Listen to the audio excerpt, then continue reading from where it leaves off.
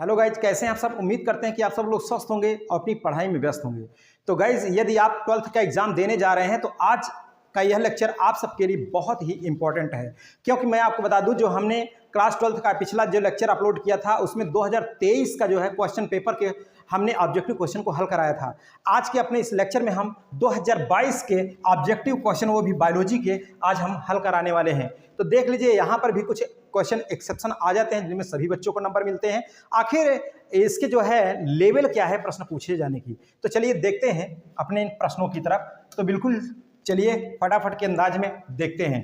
और आपको बता दें, देखिए 2022 का सेट नंबर 1 है, जीव विज्ञान का सेट नंबर 1 है। और आप जानते हैं 3 घंटे 15 मिनट का ये पेपर होता है, जो 70 नंबर का यह पूर्णांक इसका होता है। इसमें जो है चलिए ऑब्जेक्टिव क्वेश्चन क्या है, ऑब्जेक्टिव को हम हल कराते हैं। तो देखिए, सबसे पहली बात, बहुविकल्पी प्रश्न में जो सबसे पहला प्रश्न है ये क्या है गाइस। पहले का जो क्या है, कह रहा है कि निम्नलिखित में से कौन सा एक आभासी फल नहीं है।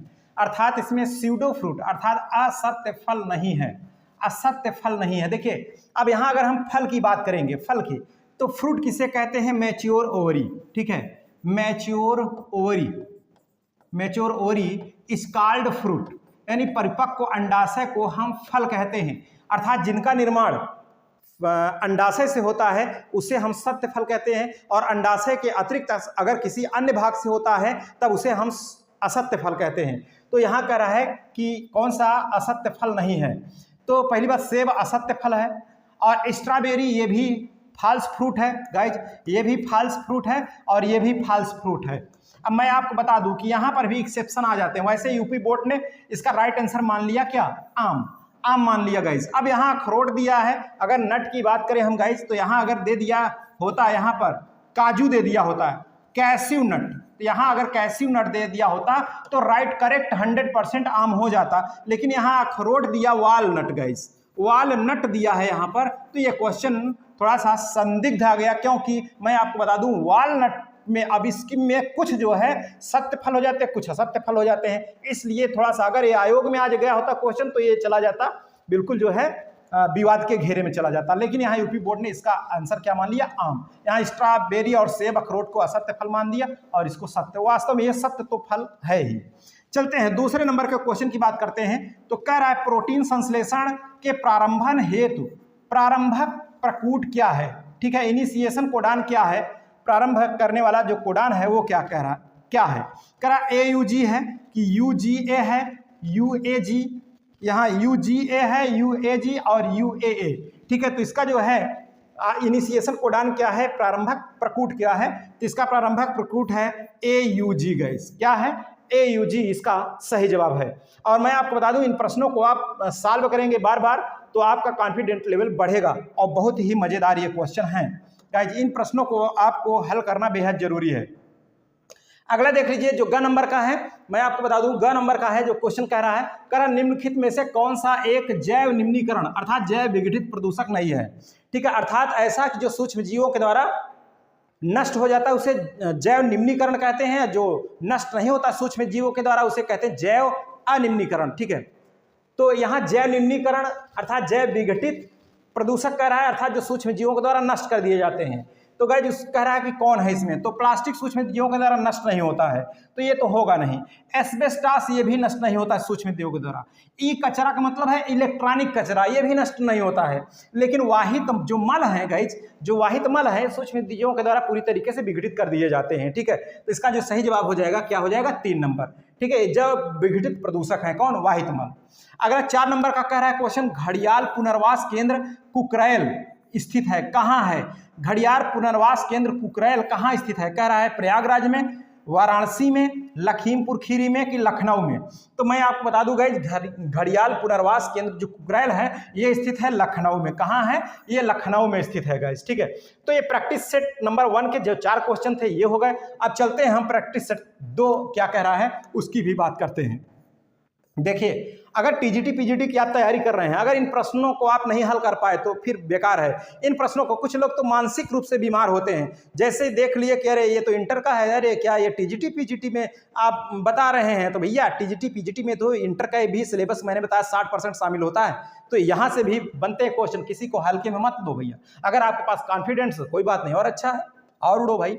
चलिए देखते हैं। अब यहाँ पर देख लीजिए बहुविकल्पी प्रश्न सेट नंबर 2 है, ये सेट नंबर 2 है गाइस, ठीक है। इसका जो पहला प्रश्न क्या कह रहा है इसको देख लेते हैं। पहले का काम है कह रहा दोहरा निषेचन, ये तो बहुत बार क्वेश्चन पूछा गया। डबल फर्टिलाइजेशन, डबल फर्टिलाइजेशन कह रहा है होता है किस में होता है, कह रहा है शैवाल में होता है कि कवक में होता है कि अनावृत बीजी पौधों में अर्थात जिम्नोस्पर्म में, कि कह रहा है आवृत बीजी पौधे अर्थात एंजियोस्पर्म में। तो गाइस जो दोहरा निषेचन होता है डबल फर्टिलाइजेशन, आप इसमें जानते हैं ट्रिपल फ्यूजन और सिनगैमी की जो प्रोसेस होती है उसे कहते हैं डबल फर्टिलाइजेशन। 2 बार उसमें निषेचन होता है, एक तो जो है सिनगैमी में होता है और एक होता है जो है ट्रिपल फ्यूजन में होता है। तो यहाँ पर जो है इसका जो सही जवाब हो जाएगा दोहरा निषेचन किसमें होता है, एंजियोस्पर्म होता है गाइस। किसमें होता है, एंजियोस्पर्म में होता है। अगला क्वेश्चन कह रहा है विषाणु का आनुवंशिक पदार्थ है, विषाणु जो है वायरस का जेनेटिक मटेरियल क्या होता है। ये भी टीजीटी में भी क्वेश्चन ये पूछा गया है गाइस, मैं आपको बता दूं कई बार पूछा गया। तो विषाणु का आनुवंशिक पदार्थ क्या है, डीएनए कह रहा अथवा आरएनए कह रहा केवल डीएनए, और भी ऑप्शन है। तो इसका जो सही जवाब है यही हो जाएगा, डीएनए होगा अथवा आरएनए, या तो डीएनए होगा, दोनों साथ साथ नहीं होंगे, डीएनए होगा अथवा क्या होगा, आरएनए होगा, ठीक है। किसका, यानी विषाणु का आनुवंशिक पदार्थ। तो इसका सही जवाब हो गया 1 नंबर। चलते हैं अगला क्वेश्चन क्या कह रहा है। यहाँ 2 विकल्प देखने की जरूरत नहीं है, फिलहाल 2 विकल्प और दिए गए हैं, केवल आरएनए, डीएनए एवं आरएनए, तो ये नहीं होंगे। ग नंबर में देखिए, ग नंबर में कह रहा है यहाँ पर श्वेत रुधिर कणिकाओं, ठीक है, डब्ल्यूबीसी के अति उत्पादन के परिणाम स्वरूप क्या होता है। डब्ल्यूबीसी का अगर अधिक मात्रा में उत्पादन होना शुरू हो जाए तो उसके परिणाम स्वरूप क्या होता है, करा थ्रोम्बोसाइटोपिनिया, करा ल्यूकीमिया, करा हीमोफीलिया, उपर्युक्त सभी। तो इसका परिणाम क्या होता है गाइस, यहाँ मैं आपको बता दूं कि अगर डब्ल्यूबीसी का फॉर्मेशन ज्यादा होने लगता है तो वहाँ ब्लड कैंसर होने की संभावना बहुत ज्यादा हो जाती है, जिसे क्या कहते हैं आप, ल्यूकीमिया। तो इसका सही जवाब क्या हो जाएगा, ल्यूकीमिया हो जाएगा। और अगली बात क्या है कि डीएनए के रासायनिक चाकू हैं, डीएनए के जो रासायनिक चाकू अर्थात बायोलॉजिकल सीजर किसे कहते हैं, बायोलॉजिकल सीजर किसे कहते हैं, ये भी क्वेश्चन बहुत बार आया है, ठीक है। कह रहा है इंडोन्यूक्लियोज को कहते हैं, पॉलीमरेज, ट्रांसक्रिप्टेज और लाइगेज। तो इससे कहते हैं बायोलॉजिकल सीजर कहते हैं इंडोन्यूक्लियस को। किसको कहते हैं, रेस्ट्रक्शन एंडोन्यूक्लियस, ठीक है, अर्थात इंडोन्यूक्लियस को कहते हैं। इसका सही जवाब हो गया पहला नंबर। चलते हैं अगला सेट क्या है उसकी भी बात करते हैं, अगले सेट का क्वेश्चन क्या है उसको भी देख लेते हैं। तो देखिए अगला जो सेट है, अगले सेट के 4 विकल्प हैं, मैं उस सेट को तीसरे नंबर का नाम मैं यहाँ नहीं छाप लिया। तो कह रहा है क नंबर में आवृत बीजी पौधे, ठीक है, एंजियोस्पर्म।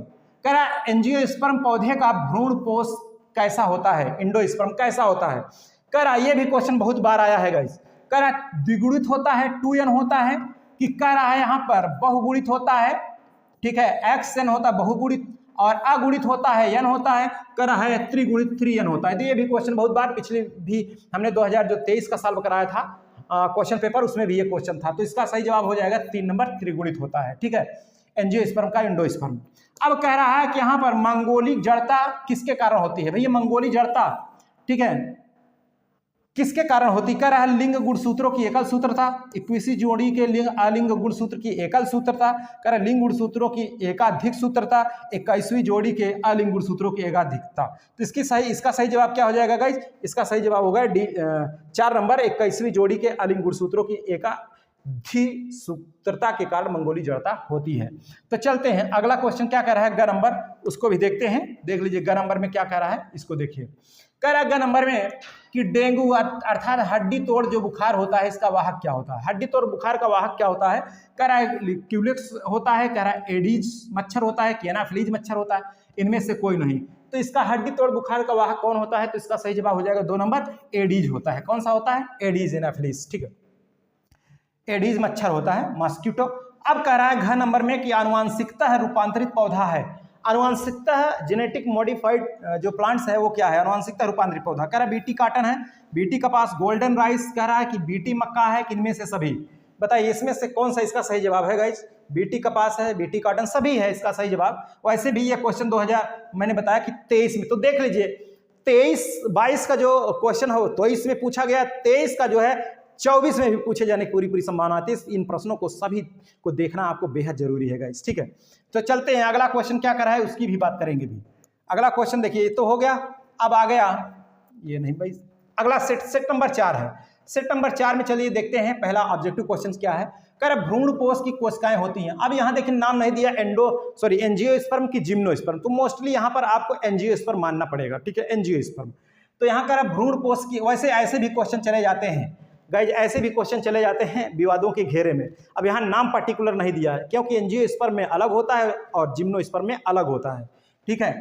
तो अब यहाँ पर भ्रूण कोश की जो कोशिकाएं होती कह रहा है अगुणित होती है, कह रहा है कि द्विगुणित होती है, त्रिगुणित होती है, चौगुणित होती है। तो इंडोस्पर्म की जो सेल्स होती है वो कैसी होती हैं, 3n होती हैं, अर्थात त्रिगुणित होती है। तो इसका सही जवाब क्या हो गया, का 3 नंबर। और 6 नंबर में कह रहा है मेंडल के एक संकर क्रॉस मोनो हाइब्रिड क्रॉस में मटर के लंबे और बौने पौधे का फिनोटाइपिक अनुपात क्रमशः क्या होता है। फिनोटाइपिक अनुपात कह रहा है क्रमशः क्या होता है, ठीक है। तो कह रहा है 3:1 होता है कि 1:3 कि 1:2:1 कि 1:1:2। तो देखिए ये तो जीनोटाइपिक अनुपात हो गया, उसका जीनोटाइपिक अनुपात होता है गाइस, ठीक है। शुद्ध लंबे, संकर लंबे और एक बौना, ये होता है शुद्ध बौना।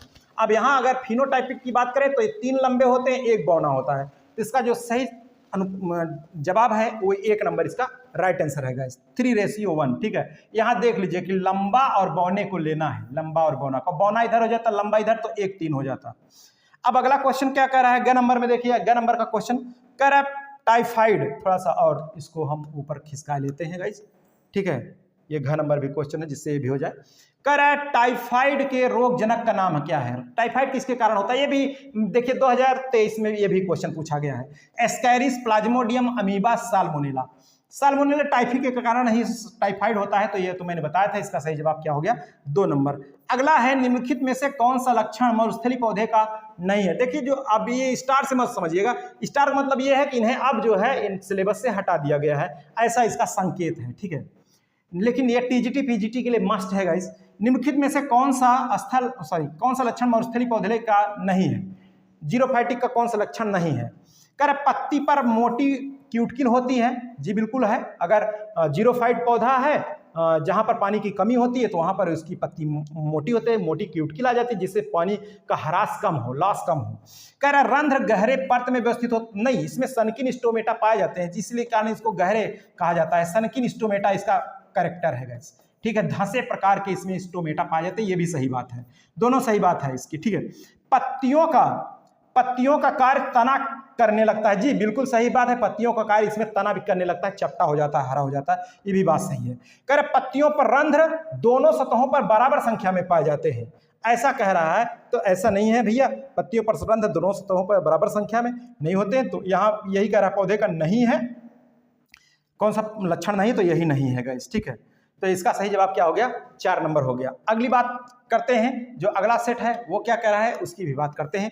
जो अगला सेट है, देखिए अभी तो मैं ऑब्जेक्टिव करा रहा हूं गाइज, इसके बाद मैं इंटर का पूरा जो है सॉल्यूशन, जो बायोलॉजी है पूरा का पूरा सॉल्व पेपर लेके चलेंगे। एक जो पेपर का पोस्टमार्टम 1 दिन लेके चलने वाले हैं पूरे, चाहे वो लघुत्तरी हो, चाहे लघुत्तरी हो, चाहे दीर्घोत्तरी हो, ठीक है, चाहे डायग्राम के जो है क्वेश्चन हो, सभी की बात करेंगे। अब चलते हैं 5 नंबर पे सेट पे क्या कह रहा है, देखिए कह रहा 5 नंबर के सेट में यहाँ पर कह रहा पहले नंबर में एक सही विकल्प चुनकर लिखिए अपनी पुस्तिका में। कह रहा जल परागित पादप का नाम है, जल परागित जिसमें जल परागण होता है, तो अर्थात जो जल में पाया जाएगा उसी में जल परागण होगा भैया, पानी के द्वारा। तो कह रहा मटर का पानी में पाया जाएगा, नहीं। कह रहा नींबू में भी नहीं होगा, इनमें से नहीं। हाइड्रिला एक जली पौधा है गाइस, तो इसका सही जवाब क्या हो जाएगा, 1 नंबर हो जाएगा हाइड्रिला। इसको जो है प्रयोग में भी यूज किया गया है गाइस, ठीक है, फोटोसिंथेसिस के प्रयोग में भी। और कह रहा है 6 नंबर, निम्न में से कौन एक कूट फल है, कूट फल है कौन से, इसमें जो है एक असत्य फल है, ऐसा कह रहा है। देखिए आम तो सत्य फल है, इसका डेवलपमेंट ओवरी, ये भी सत्य फल है, ये भी सत्य फल है। तो इसका सही जवाब क्या है, सेब। सेब एक असत्य फल है, जैसे सेब है, नाशपाती है, जैक फ्रूट है, ठीक है, और कैस्यू नट है, अंजीर है और स्ट्रॉबेरी है, ये सब क्या है, ये सब असत्य फल है गाइस। तो इसमें सेब भी है, इसमें अनानास हो गया, ठीक है। चलते हैं अगला, ग नंबर का क्वेश्चन क्या कर रहा है, इसकी भी बात करते हैं। ग नंबर का क्वेश्चन, इसको भी देखते हैं, ग और घ, ये 2 क्वेश्चन हैं। कह रहा भ्रूण पोष में गुणसूत्रों की संख्या कितनी होती है। देख लीजिए बार बार कितनी बार ये क्वेश्चन पूछा है, तो ये अब तक में माइंड में छप जाना चाहिए। इंडोस्पर्म में जो गुणसूत्र की संख्या होती है, मैंने आपको बताया कि हमेशा से कितना होती है, 3x होती है, 3n होता है, 3 गुना होता है। अब कह रहा है घ नंबर में 112 लघु बीजाणुओं के निर्माण है, तो लघु बीजाणु मात्र कोशिका में कितने अर्धसूत्री विभाजन होंगे, कितने अर्धसूत्री विभाजन होंगे गाइज, यहाँ पर कह रहा है कितने अर्धसूत्री विभाजन। तो चलिए हर क्वेश्चन की तरह इस क्वेश्चन में इसका कमेंट बॉक्स में कमेंट करके आंसर बताइए। बहुत सिंपल सा आंसर है इसका, बहुत। अर्धसूत्री विभाजन जानते हैं 102 कोशिकाएं बनती है, तो उसके हिसाब से आप इसका आंसर दे सकते हैं। तो 112 बनने के लिए कितने अर्धसूत्री विभाजन होंगे। चलिए देखते हैं यहाँ पर सेट नंबर 6 में क्वेश्चन नंबर पहला कह रहा है सही विकल्प चुनकर पुस्तिका लिखिए। द्विनिषेचन का तात्पर्य क्या है? कह रहा है द्विनिषेचन का तात्पर्य क्या है, तो यहाँ आपको डबल फर्टिलाइजेशन समझना पड़ेगा, ठीक है। द्विनिषेचन का तात्पर्य क्या है? अब यहाँ पर देखिए ऑप्शन में द्विनिषेचन में कह रहा है दो नर युग्मकों का अंडकोशिका से संयोजन करना। भैया दो नर युग्मक तो होते हैं, एक फर्स्ट मेल गैमीट एक सेकंड, तो फर्स्ट मेल गैमीट जो है एक से फ्यूज करता है और second male gamete secondary nucleus से फ्यूज करता है, तो यहाँ पर होना चाहिए ही। तो कह रहा है दूसरे में एक नर युग्मक का अंडकोशिका से तथा दूसरे का द्वितीय केंद्रक से, जी बिल्कुल यही सही है, इसका सेकेंडरी न्यूक्लियस से फ्यूज करता है जो दूसरा होता है मेल गैमीट, ठीक है। तो इसका सही जवाब क्या हो गया? 2 नंबर हो गया। अब यहाँ कह रहा है कि ख नंबर में बीजांड ओयूल का वह स्थान जहां बीजांड वृत्त जुड़ा होता है उसे क्या कहते हैं? ये देखिए पिछले भी उसमें आया था ना ये क्वेश्चन, तो ये हाईलाइटेड क्वेश्चन है। निभा करा, चलेजा करा, केंद्रक करा, हाइलम करा, माइक्रोपाइल, तो इसका सही जवाब क्या है? हाइलम। मैंने पिछले भी क्वेश्चन में आपको इससे हल कराया था, बताया था। चलते हैं ग नंबर क्वेश्चन, और घ नंबर क्वेश्चन क्या करा इसको भी देख लेते हैं। कह रहे जेनेटिक इंजीनियरिंग का उपयोग होता है, कहाँ होता है? कह रहा कृषि में, वैक्सीन बनाने में, चिकित्सा में, इनमें सभी।